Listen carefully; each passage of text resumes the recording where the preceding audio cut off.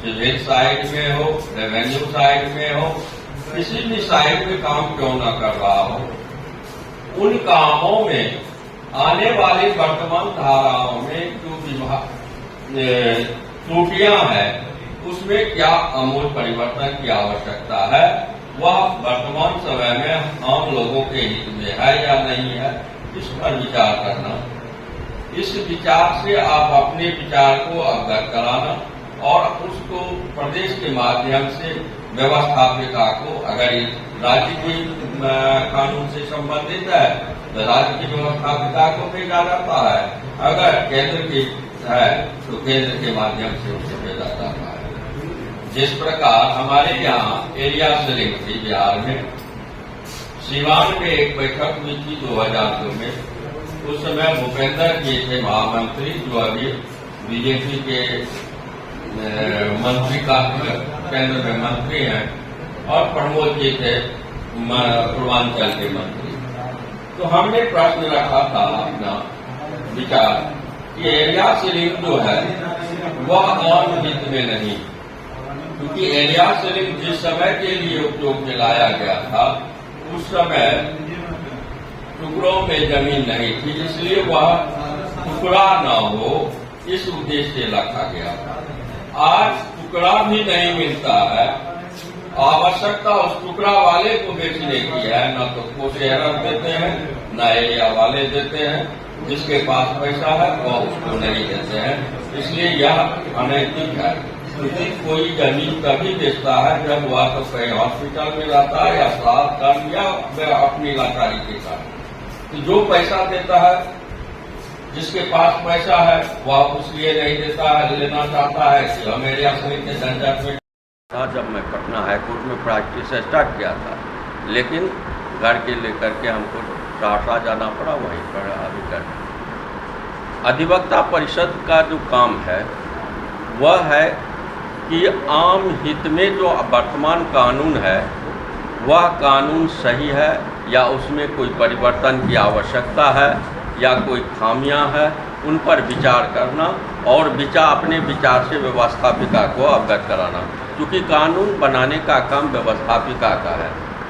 तो केंद्र का कानून अगर होता है तो उसको केंद्रीय आधार पर भेजा जाता है, और राज्य के कानून से संबंधित होता है तो वह राज्य के व्यवस्थापिका को भेजा जाता है। यही काम मूल रूप से हम लोगों का अधिवक्ता परिषद बिहार का है। और महत्वपूर्ण ये संस्था का ये है कि सभी स्वच्छंद रूप से अपने खाने, अपने चलने, अपने खर्च पर ये काम करते रहना, ये इसकी सबसे महत्वपूर्ण है। ये मानसिकता की जो व्यक्ति रहेंगे वही अधिवक्ता परिषद में कार्यरत रह सकते हैं, नहीं तो कुछ तो आएंगे या कुछ चले जाएंगे। क्योंकि आज का जो मनोलोभ या चरित्र है कि हम जाएं और कहाँ से अर्ण हो जाए, ये अर्ण की व्यवस्था यहाँ नहीं है। यहाँ अर्ण की व्यवस्था है विद्वता। अगर आप पढ़ेंगे, कार्य करेंगे, निरंतर अधिवक्ता में लीन रहेंगे, तो आप अधिवक्ता परिषद के जो उद्देश्य है उसकी आप कार्य करेंगे और अधिवक्ता परिषद निरंतर आगे बढ़ते हैं। सर, लगभग पूरे बिहार से यहाँ पर में लोग आए होंगे, लगभग कितने लोग शामिल हुए हैं?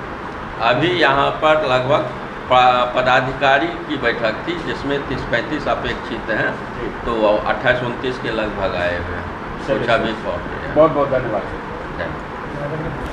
क्या कुछ कहना चाहिएगा मैडम आज के इस प्रोग्राम के बारे में बताइए।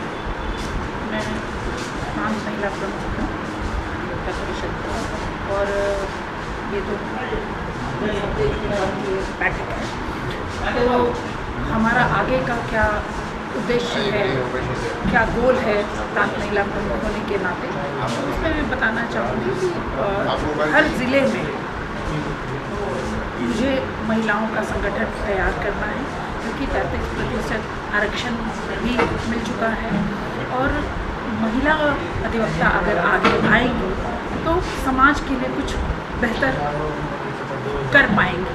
तो इस उद्देश्य को लेते हुए मैं यहाँ से ये खुद को एक दायित्व देती हूँ, चूँकि महिलाएं भी आने वाली थी, हमारी विभिन्न जिलों में हमारा कार्य चल रहा है, अब महिलाएं आने वाली थी, लेकिन मौसम को देखते हुए मुझे लग रहा है कि उनका आना असंभव सा प्रतीत हो रहा है, तो कुछ आई भी हैं, कुछ रास्ते में हैं। तो हम लोग जन जन तक जाएंगे, जैसा कि संगठन का कार्य होता है कि संगठन का एक लक्ष्य होता है और जितना हमें मिल रहा है उससे ज़्यादा हमको देना है। तो इस भावना को हम लोगों को ज़िले ज़िले तक जाकर महिलाओं के बीच में लाना है। मतलब महिलाओं में खास करके जागरूकता लाना है और उनको आगे करना है, बिल्कुल, सजग ताकि करना है। समाज का उत्थान हो सके। समाज के उत्थान के लिए बहुत बहुत धन्यवाद। न्याय का एक सही पहलू सामने रखना, क्योंकि न्याय का दुरुपयोग, ये आप कह सकते हैं अकाउंटेबिलिटी महिलाओं पर डालने की तैयारी है मेरी, कि अगर महिलाओं को इतने सारे कानून मिल चुके हैं जिसका कहीं ना कहीं दुरुपयोग हो रहा है, इससे नकारा नहीं जा सकता। तो मेरा उद्देश्य है कि महिलाओं को इतना सशक्त बनाया जाए, जागरूक बनाया जाए कि दुरुपयोग से बचाया जाए, समाज एक उत्थान कर सके सही तरीके से, ना कि उसका पतन हो। ये टूल जो दिया गया है वो टूल उनके लिए बना रहे। परिचय दीजिए आप अपना परिचय। मेरा नाम डॉक्टर शोभा चौबे है, मैं पटना हाई कोर्ट में कार्यरत हूँ। बहुत बहुत धन्यवाद।